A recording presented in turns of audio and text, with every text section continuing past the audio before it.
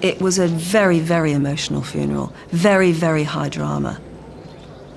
You were just aware that you were part of a really dramatic final scene.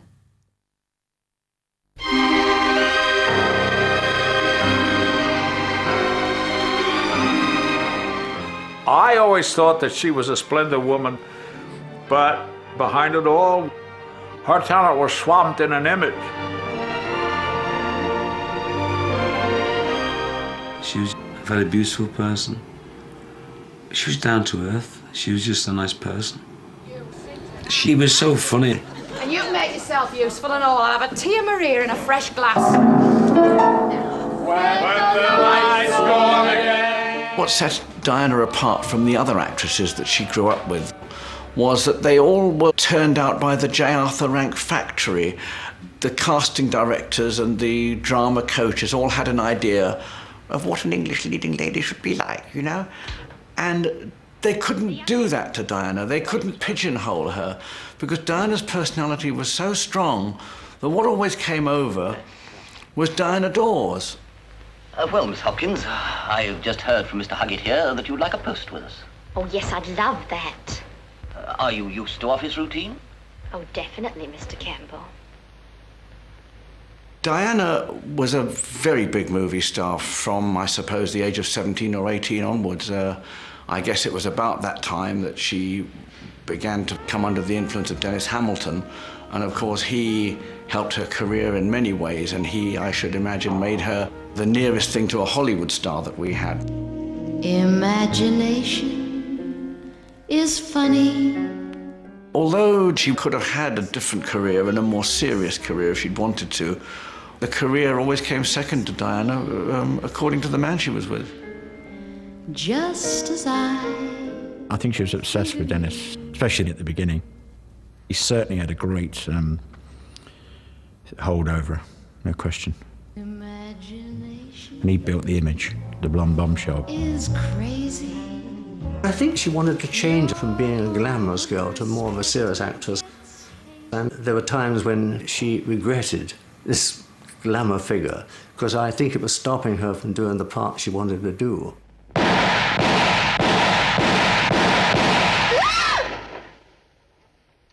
She was so good in Yield to the Night. And it came as such a surprise to the English film industry that they didn't really know how to handle this talent. The execution will take place on Thursday morning. I think had she been in Hollywood at that time, or had she been an American actress, they would have really nurtured her along, and she would have been the tops.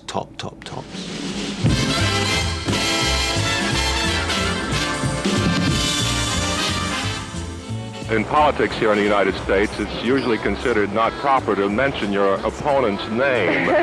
What we're talking about is Marilyn Monroe. Well, I gathered that, yes. You're perfectly aware of that. Yes, I am. Simply love is just the point of no return. She came over to do The Unholy Wife. That was in the early 50s. She was instinctively intelligent, which is the most important kind of intelligence, as far as I'm concerned. Yeah, something's arriving. One of them doesn't look too bad. Yours, I suppose. And she was wonderful. When we got to be very good friends, and we went out. And then they tried to make a whole big thing out of us. There you are. Thank you. We'd be very happy to buy a drink. Thank you again. Why don't we sit at the table? But I had the greatest respect for her because she was the type to say, I might go to bed with you, never. You know, I mean, there was no kidding around. I like you, I don't like you. You live here? No. All my life I've lived north of San Francisco. What's a San Franciscan doing in Los Angeles? She didn't have much self-esteem. You see, had she been trained, she could be a far better actress than she ever was allowed to be. I use the word allowed deliberately. Because the people around her, I'm not going to mention names, were merciless the way they used her. Hamilton had no scruples whatsoever. He loved money, he loved sex, and he loved a good time. And he had Diana to help him achieve all these three things. I'm on the set, and somebody says, her husband's looking for you. And of course I said, why? Little old me? Why? He comes flying into the dressing room. I don't want to mention his name or anything. And I knew he was famous for carrying a gun. And I'm alone in the dressing room with this guy who doesn't like me at all. You stay away from my wife. I don't like what you're doing, wife. I don't know what you're talking about. We've had dinner, we've had lunches, but I mean, what are you talking about? I'm not trying to take her away from you. You better that. You better not this. And I said, no, everything's all right. And I'm trying to control it and calm him down. And this is the whole story of actors in a nutshell. You stay away, you stupid actor. Stupid actor! I forgot the gun. You want to step outside? I'll show you who's a stupid. And when he left, I said, holy God, he had a gun. He had a gun. He could have shot me, you know. The behavior that followed her around didn't help. People resented her.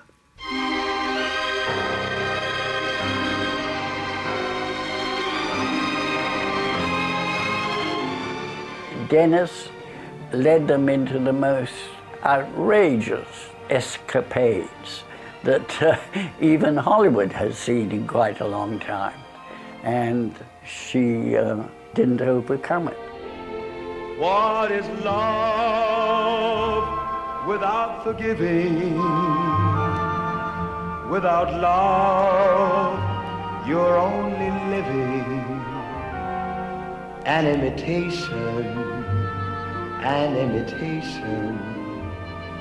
of life. Skies above in flaming color. Without love, they're so much duller. A false creation, an imitation of life. Almost every man seemed to bring her trouble in some way, and maybe that was the attraction. And when Dickie Dawson first met Diana, I think he was a young, struggling comedian in this country, trying to make it. And I don't say that he saw Diana as a meal ticket, but it certainly worked out that way. I like your June. How about you? I like a Gershwin tune. How about you? In different ways, all of the men had weaknesses. And I think those weaknesses were exaggerated because of the fact that they were living in the shadow of somebody who was a great star. They all became Mr. Dors. He went over to Hollywood with her after they'd married. She bought the big house. It was through her that he got into television. And then as the relationship began to falter, so he became a recluse and totally cut off from her. And Diana began to feel a stranger in her own house, a house which she'd bought and that she was paying for through the film she made in Hollywood. She came back to England and everything was happening. And everything appealed to Diana about it. I mean, it was the place to be. Everybody was having a fantastic time. My manager said, you're going to go to a party, and Diana Dors is going to be there and various people. He said, and she'll like you, and what we'll do, you'll pull her, and then we'll all get in the papers, and we'll all make a lot of money, she'll manage you. And I said, oh, don't be ridiculous. So anyway, I get to the party, and I never left the house. That was it. That was it from that night onwards. And it lasted 5 years. Shortly after we met, she went bankrupt. Funny enough, we went to a premiere to Sir with Love. And as we were walking in, someone jumped out of the crowd and gave me something, and the reporter said, what's that? So I said, oh, it's an autograph, we'll do it later. It was a writ for bankruptcy. Dors financially, walked the walk. Dors always lived the glamorous life, and of course that must have cost money. Everything had to be the very best It always had to be the enormous house and the several cars and all the trappings. It was. You had to do it, didn't you? Yeah, Hollywood and Berkshire.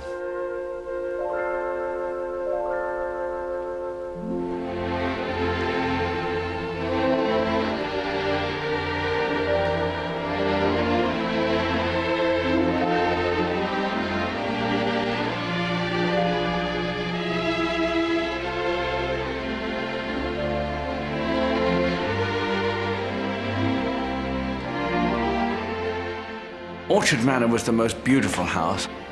She would always create something larger than life. She built this wonderful swimming pool there, and she built a special games room, which was really like a nursery for whichever man she happened to be with. She created things for other people to play with. She made a remark to me one day that in her lifetime she'd probably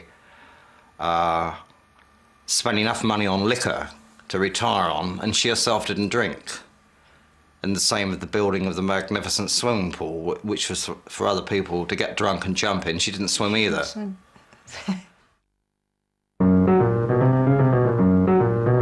Diana Dors, the perennial blonde bombshell, marries actor Alan Lake just 6 weeks after she first met him.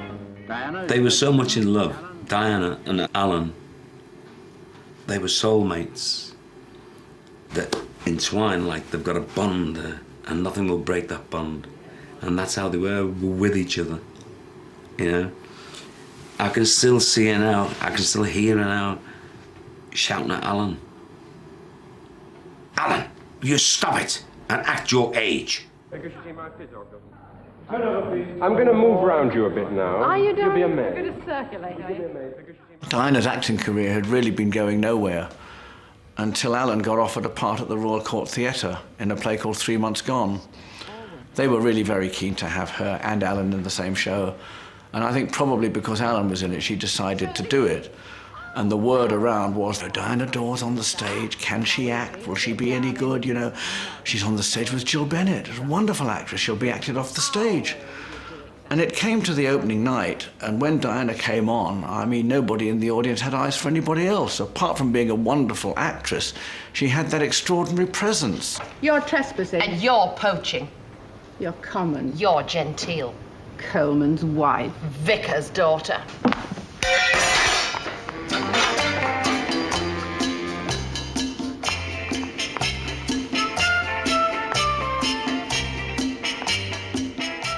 I don't think, though, she was quite prepared for the roller coaster ride that she was going to be on with Alan, because none of us really knew the extent of his drinking. I mean, he was an alcoholic out of control. I remember going to the theatre with them sometimes, and if I was going up to order the drink, he said to me, when you get a vodka, put 4 in there, will you? And this is the last thing that she wanted, especially when they had Jason. She's got another little boy in Alan, but a little boy in a great big body. Well, he was pretty wild, to say the least. I mean, he was very wild when he was drinking. To the point sometimes we actually had to leave the house because he got like completely wrecked. But I mean, he never got violent. He was very loud and kind of very boisterous, but he never actually really got violent. She never had the break she should have got. And the work obviously was drying up, certainly film-wise. So there's only the cabaret circle left. You wouldn't get the greatest audience in the world there, you know. They're all half gone time you went on. They'd all be shouting out, you know, rather obscene things. And she didn't used to enjoy that. Couldn't wait to get out. She got Queenie's Castle, which she was very good in. But she should have got things before then. She should have been in the soap. She should have been, you know, I mean, she'd have been fabulous in EastEnders. What seems to be the trouble, Jack? It's Busy Lizzie. She's trying to get us chucked out again. And this time I've every hope of succeeding. 5 more signatures, that's my target. And you know what my target is, missus, if you don't shift? Your backside with my boot right up it. Oh. One thing she was is she was always a grafter, and she would always go out and make the money. She'd never sit at home and moan about anything. She just got on with it.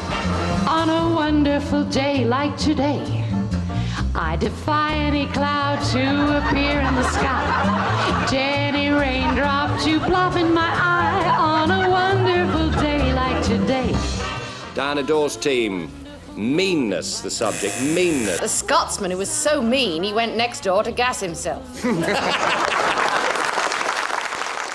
Alan stopped drinking, and it was fantastic.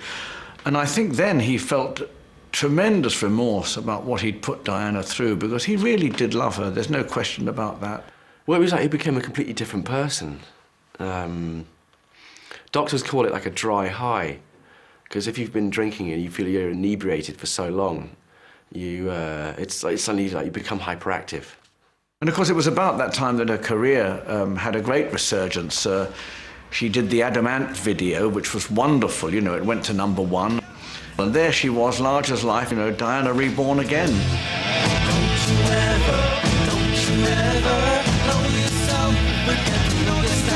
Ladies and gentlemen, Diana Dors.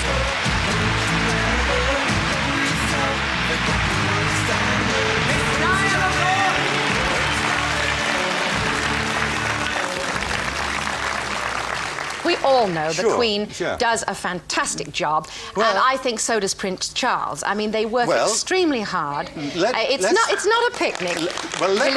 Dan, in my own small... Just a minute, Willie, this is my show. In my own small way... Partly mine as well. Well...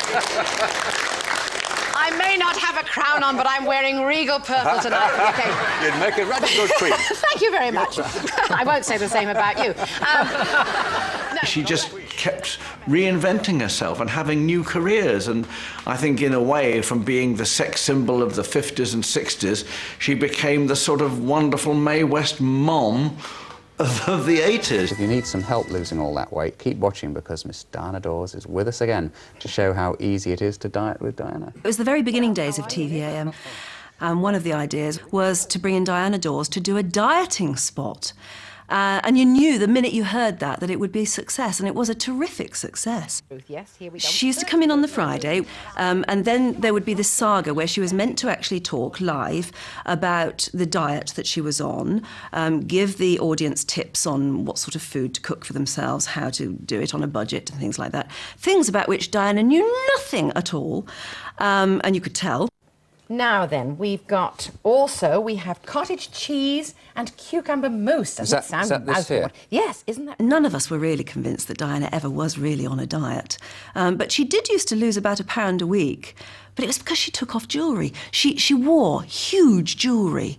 And she'd just take off a bracelet and a couple of rings, slip off her slippers, get on the scales, and hey presto, she'd lost £1. It's great actually to diet in the summertime, because these are the sort of things you can sort of dip into all day. Yes. The interviewing Diana about the slimming was always done by Nick and not by me. And I think after a couple of weeks, she sensed that I was uneasy about this, that maybe she didn't like me. And she took me to one side and said, "My dear, I am an older actress with a bit of a weight problem, and I would be very silly indeed to be in the same television frame as a young thing like you." And she actually said, "You'll understand one day." And I do now. But she bothered to take me aside and tell me. She was very generous. Now, look, before we say goodbye... What was sort of upsetting later is that by this time she was noticeably losing weight. And she must have known that it was because she was ill.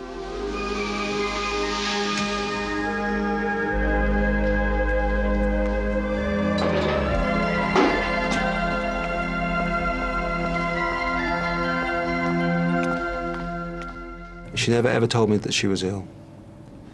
She didn't want people to worry about her. She didn't want people to be upset. She didn't want to burden anybody else with the fact that she was not well. The last holiday that Di went on, there was the three of us. There was Alan, myself, and Dee. And she confided in me. And I didn't quite believe it. You know, I said, "Oh, don't be silly. You'd be all right. Dors, nothing can happen to Dors, you know." And she said, "No, I really think I haven't got long." She hid it from me really until really the last minute. You know, I know she went up she had a couple of operations and stuff, but I just thought it was just kind of routine sort of women operation type things. And it wasn't until like the last sort of month or so that I knew how ill she was. So it was kind of a bit of a shock when she died, because it was totally unexpected.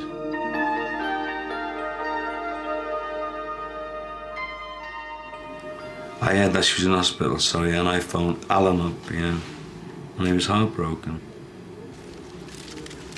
They were soulmates, you know. He dealt with it until she died, and then he just wasted away. He lost loads of weight. He wasn't the same person at all. He became like a shell of his original self. When Diana was still alive, the house was always lit, and it always looked grand. After she died, it reminded him so much of her. And when I went round to the house, the lights were out, and there was one light on.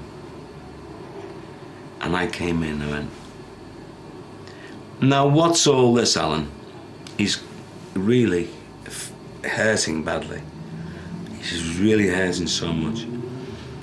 I says, you know, put some lights on, come on, put some music on. Why are you living like this? And, you know, just one bulb. One day I drove over, and there's a policeman outside the gate. I know Alan was your friend, he says, but he's dead. I said, what? I says, what do you mean he's dead? He said he just put a shotgun into his mouth and pulled the trigger. People, you know, they say, oh, don't you think it was a cowardly way out, you know, and he left you. And I said, I basically said, you know, I don't blame him for what he did.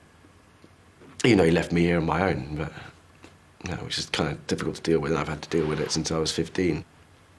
I don't know. I still don't blame him for it. He was so lonely by himself because she had so much strength. Diana Dors had so much strength. There was a real respect for her. Here was a woman who had made it, who had been everywhere and really lived her life, who was a terrific actress, who'd been to Hollywood, who looked $1 million, still had charisma in bucket loads. She never let the publicity pull wool over her eyes. And she was one of the straightest, nicest people I ever met. I'll never forget that.